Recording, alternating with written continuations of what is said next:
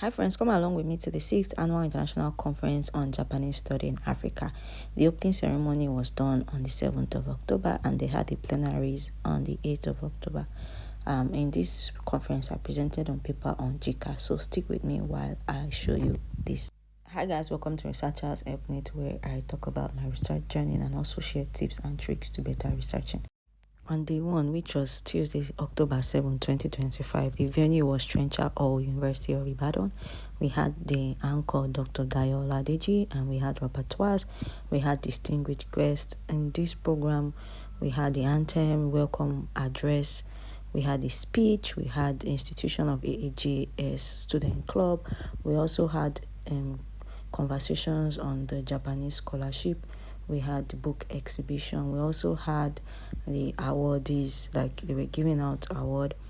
The special plenary session on Japanese government MEX scholarship scheme was very important, and they had different plenary sessions. On day 2, I presented a paper on JICA.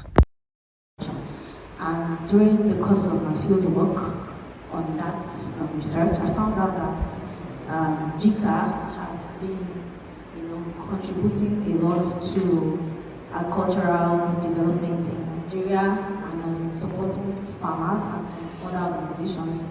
And this made me interested in wanting to know more about JICA. So JICA is Japan International Cooperation Agency. Is an implementing agency of the Japanese Official Development Aid, which is ODA, for the purpose of supporting the socio-economic development, recovery, or economic stability of developing region. So when it comes to JICA and ODA, it takes a form of loans, bilateral grants, contribution to organizations, and technical support.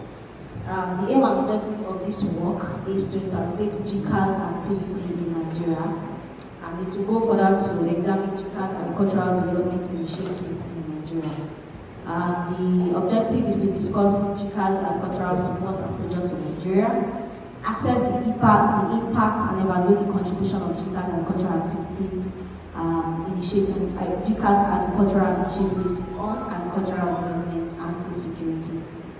The third objective is to identify the challenges faced during the implementation processes.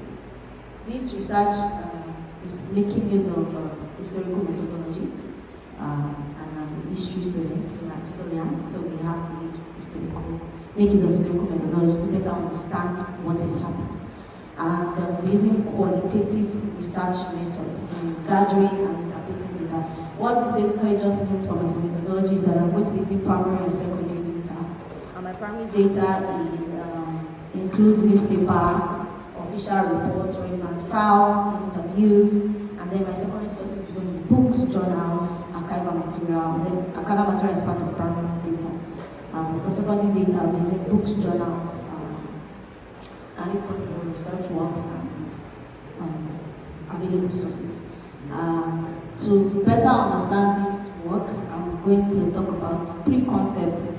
As for conceptual qualification, we're going to conceptualize agricultural development, we're going to conceptualize food security, and we're going to conceptualize ODA, because these are the 3 core concepts when it comes to this paper.